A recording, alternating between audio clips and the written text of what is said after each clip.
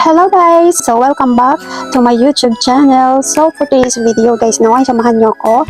Gagawa ulit tayo ng makeup tutorial, inner lightning. So once meron ako i-share sa inyo na bagong product na aking gagamitin for today's makeup. Just keep on watching. Patuwasan natin muna siyang nag-isaya man ka dyan. So actually guys, no, ang gagawin ko sana tutorial for today's video is light tutorial. Meron kasi yung nag-request last video ko, sa last makeup tutorial ko na gumawa ako ng tutorial for kilay. So, since meron akong bagong mga makeup, so gusto ko muna siya i-try for today's video. So, maybe next time, gagawa ko ng separate video for kilay tutorial. So, tignan nyo naman yung kilay ko, guys. So, first is primer ta, guys. For since kaya wala mo ko primer, no? Kaya dili man ta as in kap-artist, no? So, ako ang ginagamit lang na pang primer ko, no?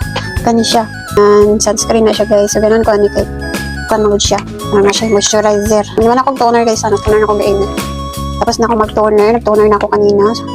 Hindi ko lang mag-isaya ako guys. So, yan. So, excited ko guys na i-try ang katong bagong palit na makeup. So, actually guys, hirap naman mag-Tagalog. So, first, ang gagawin natin is magkikilay muna tayo. Nakakatawa lang guys, no? Sa halos lahat ng makeup ko na ginagamit ngayon is binili ko siya dito sa Japan. Ito, nasasayangan kasi ako bumili ng mga medyo mamahaling makeup kung nasa Pinas pa ako kasi nga hindi ko siya priority. But I love makeup. Hindi ko lang talaga siya priority. So, ang dami mong sinasabi. So, ang gagamitin kong makeup is ito siya. Ito talagang ginagamit ko for my kilay kasi ito nga siya.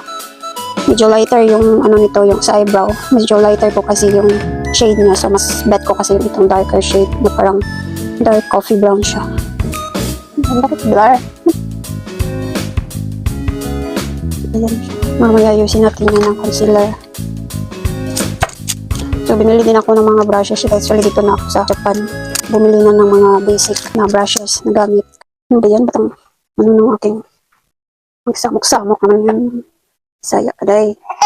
Ating lightning natin guys. Guys. Parang hindi ko kukunin ni Lord. Parang tayo kukunin ni Lord nun guys. So yan na guys. Naayos na natin ang ating setup ng ating lightning. Kasi magpangit ng lightning dito sa loob. Mahirap siya kasi magpangit ng lightning. So eto na guys. I-reveal ko na siya. Tada! Guys. I may believe. So, binili ko siya kanina lang kasi yung last na ginamit kong concealer, hindi ko siya gusto. Gusto ko yung shade pero yung texture niya is hindi ko siya gusto kasi nga masyado siyang sticky. Kung gusto ko yung concealer na medyo watery, gusto ko yung ganon para mabilis na siyang blend.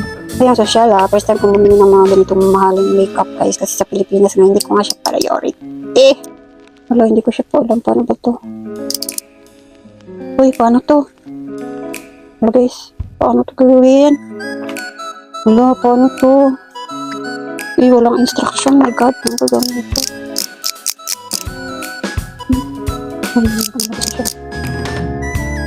Ayan na guys, may lumalabas na siya. So, manual yan, manual! So, ayan. Yung last nang ginamit ko na concealer is, hindi ko alam ang brand nun. So, hindi ko siya gusto. Kasi nga, hindi siya blendable for me. Para sa akin na, katulad ko guys, na nagsisimula pa lang mag-makeup. Hindi pa ganun kagaling. So, kailangan natin yung mga makeup na easy to blend lang. Yung hindi na kailangan remedyo. Concealer na tayo.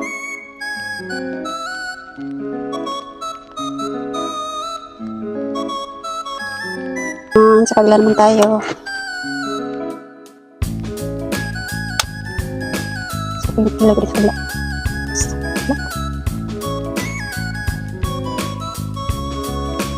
yeah. Tapos na. So, ang gamit mo pala, concealer is from Maybelline. Yan siya, guys. First time kong gumamit ng ganitong concealer, guys. So, medyo manual pa tayo. Ano siya? Instant Age Rewind Eraser. So, multi-use concealer. In the shade of 100. 100. So, nakalagay dito, cushion, concealer that erases under eye dullness and flaws, lightweight, smooth texture. Sana all. Kaya mag-erase ng flaws.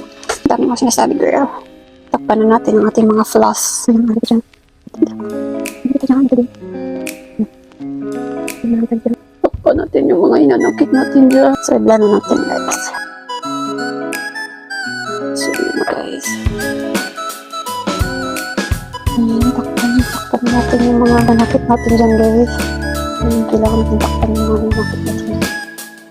Ang ganda nyo guys, on fairness. Makakablanda ba ako na?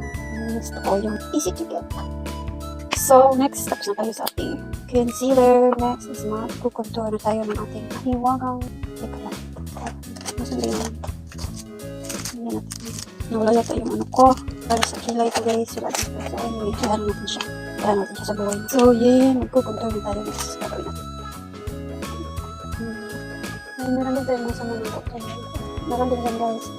Pero hayaan na natin siya dyan. Hayaan na natin siya dyan mag-muni-muni. So yun guys, ang gamit ko ngayon is contour powder ng Ito Day. So in the shade of Gorita. The shade of Gorita. So ang gagamitin kong shade guys, itong nasa baba. Itong darker. Kukuha lang tayo dito.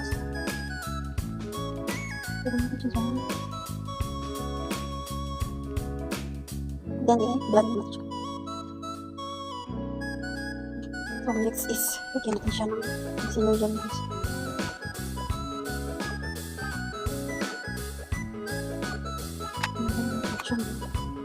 Highlighter. Gagamitin ko highlight kasi itong Forest Day Day to Night ng Revlon. So, gagamitin ko guys. Yung shadow ng Day to Night ng Revlon. Gagamitin kong shade. Natin ko sa mas. Gagamitin kong shade guys. Ito guys. Yung gagamitin natin shade pang highlight. Lagay lang natin dyan. So, wala kong highlighter guys. Ito yung gagamitin natin pang highlight. So, our next is ito yung shadow ng Rimmel from London. So, gamitin mo na guys.